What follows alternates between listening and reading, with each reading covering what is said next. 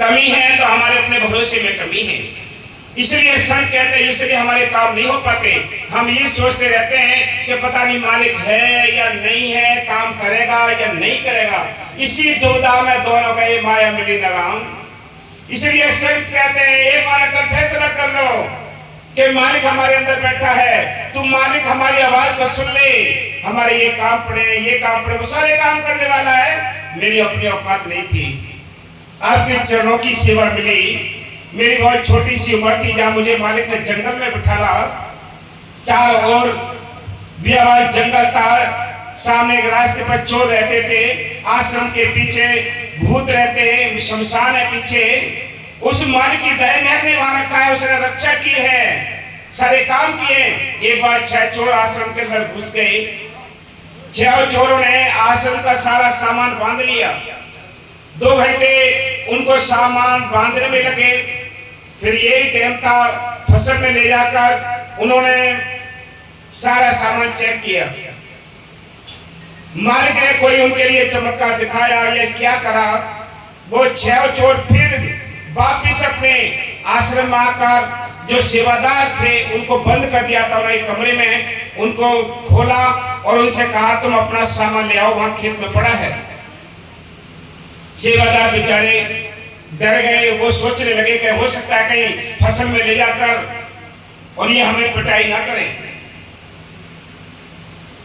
वो समझ गए चोर की ये डर रहे हैं। वो बेचारे फिर गए 6 चोर, फिर सारी गठड़ियां जो यानी बांध रखी थी आश्रम में से जो सामान की, वो फिर 6 चोर लेकर आए सारी गठड़ी। सारे झांसे से उठाया, सामान वही रख दिया और माफी मांगी। ये जिंदा राम काम करता है, तुम भरोसा करके तो देखो, सारे काम करने वाला वो अंदर बैठा है घट में सूजत नहीं लानत ऐसी जिंद तुलसिया संसार को भय मूर्तियां बिन के मालिक अंदर बैठा है। हमें भरोसा नहीं, भरोसा करके देख लीजिए। बाबा बकी साहब जी साहब कहा करते थे तुम प्रण कर लो कि या तो जान निकल जाएगी या राम मिल जाएगा, तो राम ही मिल जाएगा, जान क्यों निकलेगी। प्रण करके तो देखो। कमी है तो हमारे विश्वास में, कमी है तो हमारे दृढ़ संकल्प में है, कमी है तो हमारी प्रीत में है।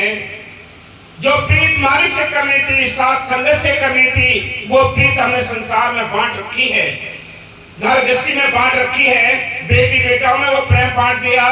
मालिक के वास्ते कुछ नहीं रखा है, मालिक के वास्ते कुछ नहीं रखा है। मालिक ने बड़ी कृपा करके नाम पकड़ दिया, लेकिन हमें फिर भी उस पर प्रीति नहीं होती, प्यार नहीं आता। इसलिए संत कहते हैं ये बुझे हुए चिराग हैं, रोशनी कहां से लाएं। कहां गई वो सेवा, कहां गया वो सिमरन, कहां गई वो साथ संगत में रहना। हाँ जी, यदि मनुष्य काम क्रोध और मोह के वश में आ गया हो, कंजूसी की वजह से लोभ से अति प्यार हो गया हो, चारों किस्म के पाप में चोरी करना, शराब पीना, परस्त्री गमन और ब्रह्म हत्या में प्रवृत्त हो गया हो, दूसरों की तबाही के लिए राक्षस बुद्धि बन गया हो और कभी किसी धर्म पुस्तक का कोई वचन भी ना सुनता हो, यदि वह क्षण मात्र भी सच्चे दिल से ये सिमरन करे तो इसका निस्तारा हो जाता है। ये नाम के अंदर ताकत है। संतों ने गवाहियां दी हैं, संतों ने कल फैसला किया है। तो यदि ठीक तरीके से जप के देख लो, हम ठीक तरीके से जप नहीं सकते क्योंकि काल हमारे पीछे पड़ा है, वो जपने नहीं देता। इतने शोर शराबा में हमारे अंदर नींद आ जाती है ताकि कोई वचन हम सुन ना पाए। उसके दुश्मन लगे पड़े हैं सब तरफ, इतनी आवाज के साथ भी हमारी नींद नहीं खुलती, तो ये हीरा जन्म यही बर्बाद हो जाएगा।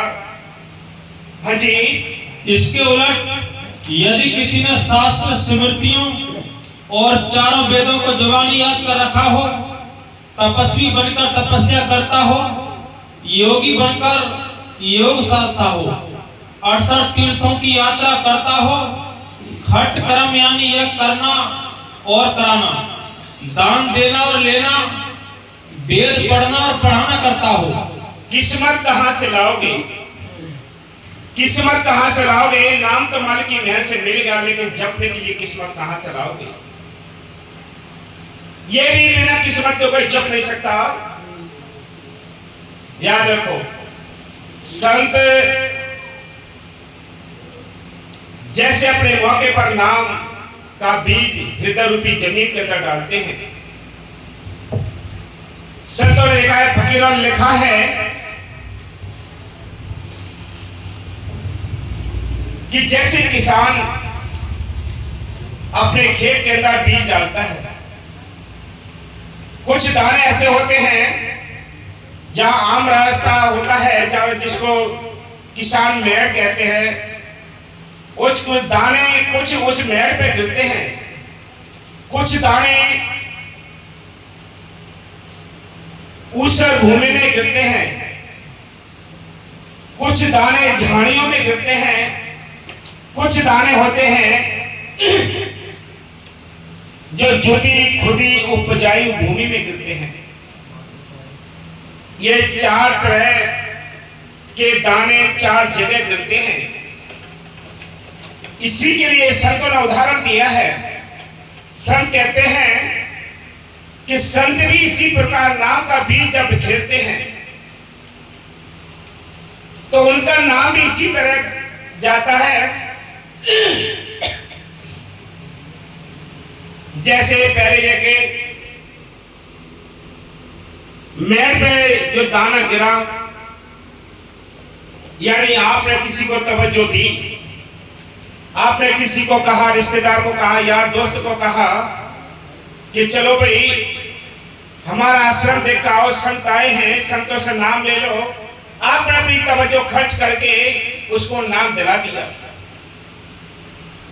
लेकिन वो आते आते ही साल 2 साल चलेगा तो जैसे मेड़ पे गिरा हुआ दाना है वो पैरों से कुचल जाता है। इसी प्रकार ऐसे जीवों का भी हाल वही है कि भाई वो भी कुछ दिन चलेंगे, उनका सारा जो प्रेम प्यार प्रीत सेवा भाव सब छूट जाता है,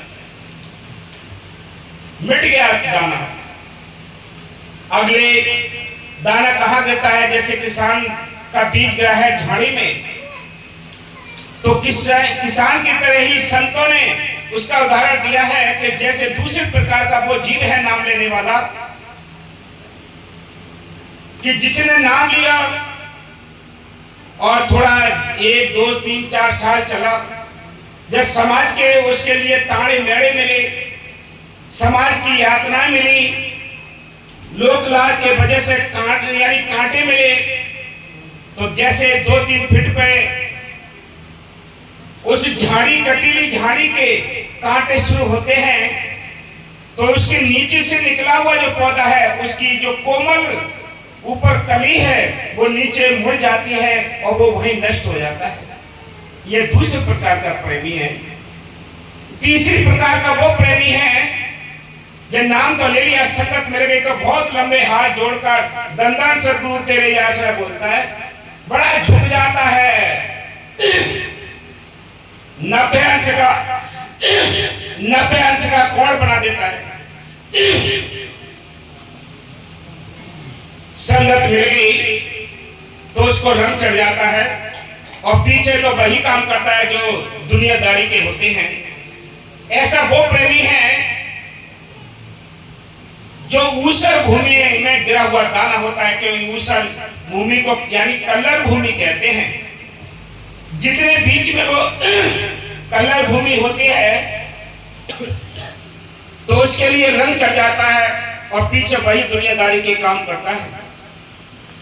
चौथी प्रकार का वो प्रेमी है जिसकी हृदय रूपी जमीन जुती खुदी उपजायु है, उसके अंदर नाम का बीज पड़ता है, वो उगता है, खुद भी आनंद लेता है, दूसरों को भी आनंद देता है।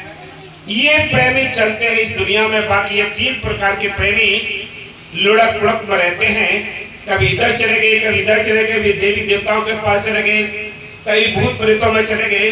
ये सारे 3 प्रकार के प्रेमी ऐसे चलते हैं। कोई एक प्रेमी चलेगा बिरला जो बहादुर होगा। हाँ जी, विधि पूर्वक कर्म धर्म और पूजा भी करता हूँ। याद रखो, देख लो, अगर नाम का रंग नहीं चढ़ा, नाम तो सबको मिलता है, नाम का रंग नहीं चढ़ा तो निसंदेह नरकों को जाएगा, कोई रोकने वाला नहीं है। बोलो, इसलिए संत कहते हैं क्या करोगे, किस्मत कहां से लाओगे? हाँ जी।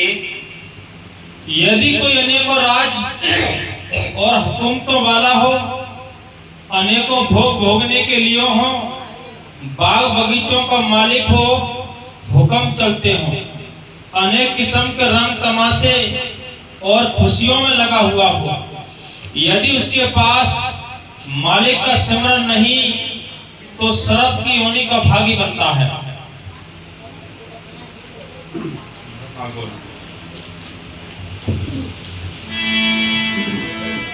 जब से तेरा गुलाम हो गया, तब से मेरा भी नाम हो गया। तेरा गुलाम हो गया, तब से मेरा भी नाम हो गया। तब से मेरा भी नाम हो गया।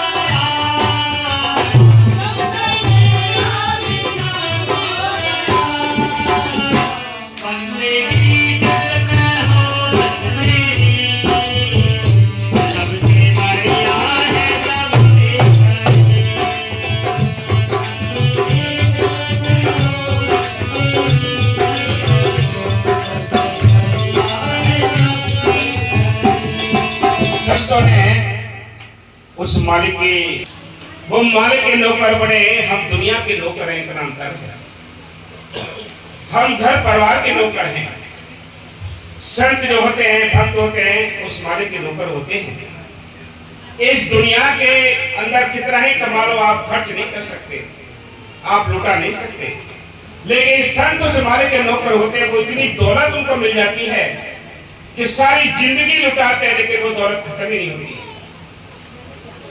ये नौकरी करके तो देखो, ये नौकरी करके देखो, ये सारा काम करने वाला हाजरनाथ जिंदाराम अंदर है। बाबा फकीर साहब ने आखिरी टाइम तक सोना चांदी कोट नोट सब कुछ लुटाया, एक कमी नहीं है, कोई अपना खेल दिखा कर चले गए। इसलिए संत कहते हैं ये मौका है, इस मौके का फायदा उठाओ भाई। आपको ये नाम मिला है, खजाने की चाबी मिली है, जिसने खोल लिया ये खजाना, कितना ही लुटाओ खत्म नहीं होता। वो मालिक का नाम है, जिसने उसकी नौकरी कर ली, जिसने उसके साथ तैयारी कर ली, तो यार को उससे ज्यादा बादशाह कौन होगा। हम कंगाल बनकर इस दुनिया में घूमते फिरते हैं। संत कहते तू बादशाह है तो अपनी बादशाही को संभाल ले।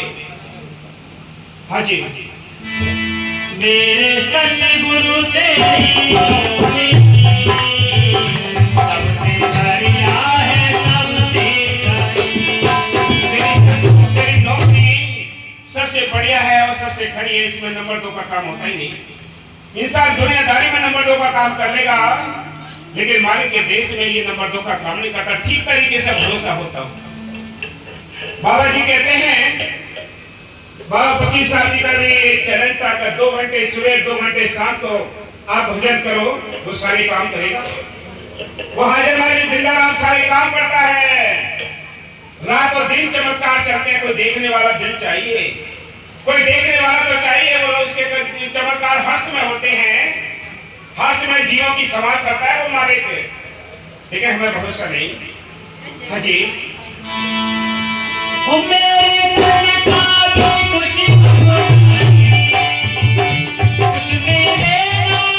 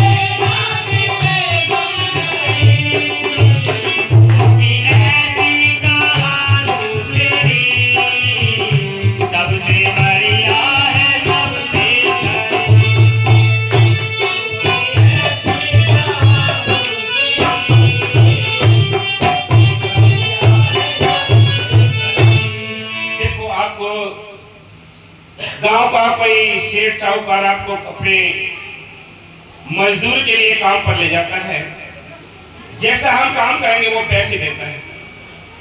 ऐसे ही वो मालिक है, वो मालिक भी आपके लिए आपने 1 घंटा स्मरण किया तो 1 घंटे की नौकरी देता है, आधा घंटे की नहीं देता। इसलिए संत कहते हैं उसके यहाँ तो नौकरी बड़ी खरी है, पूरी तनख्वाह मिलती है। इसलिए संत कहते हैं ये मौका, इस मौके का फायदा उठा के देखो।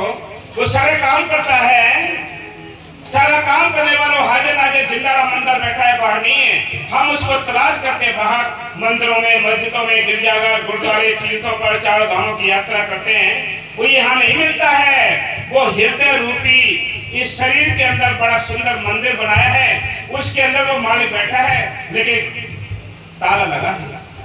ताले की जो चाबी है वो मालिक ने अपने संतों को दी है कि जाओ बांट आओ।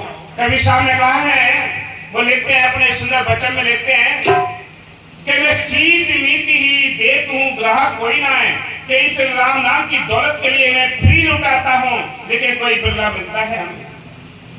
सारी दुनिया इसका कोई मोल नहीं करती, कोई किस्मत वाले होते हैं उनको ये बात ठीक लगती हैं, बाकी सारी दुनिया विषय विकार में फंसी पड़ी है।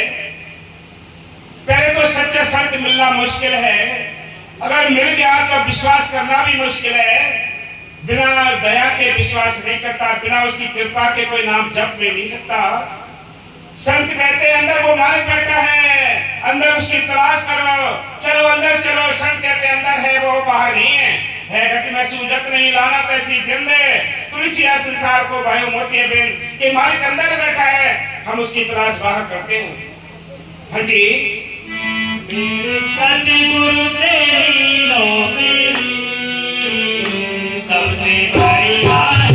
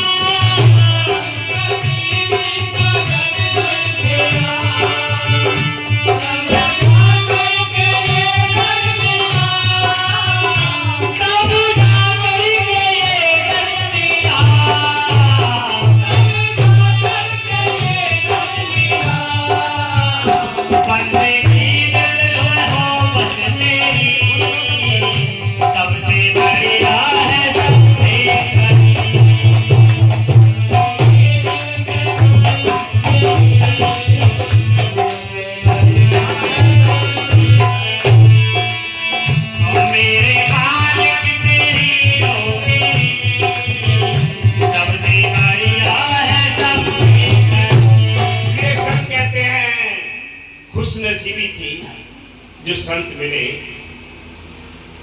बड़ी कृपा की उस मालिक ने। और हमारे भी थोड़े संस्कार अच्छे थे जो हमें संत मिले और नाम मिला। यहां तक ठीक रहा, लेकिन इतने पर भी अगर हम नाम नहीं जप सके, सत्संग नहीं सुन सके और इन दुश्मनों के हाथ चढ़कर अपने जीवन को बर्बाद करके, इससे ज्यादा अभागापन, इससे ज्यादा अभागे और क्या हो गए कि कीमती वस्तु मिली थी इसे उसकी कदर नहीं की। इससे ज्यादा और क्या लोग, इतने खोटे कर्म हैं कि ये कान में आवाज नहीं जा सकती, ये वचन नहीं जा सकती। सारी दुनिया सोई पड़ी है, भगवान है जो आए हुए हैं, कुछ यहाँ आकर भी सोए पड़े हैं।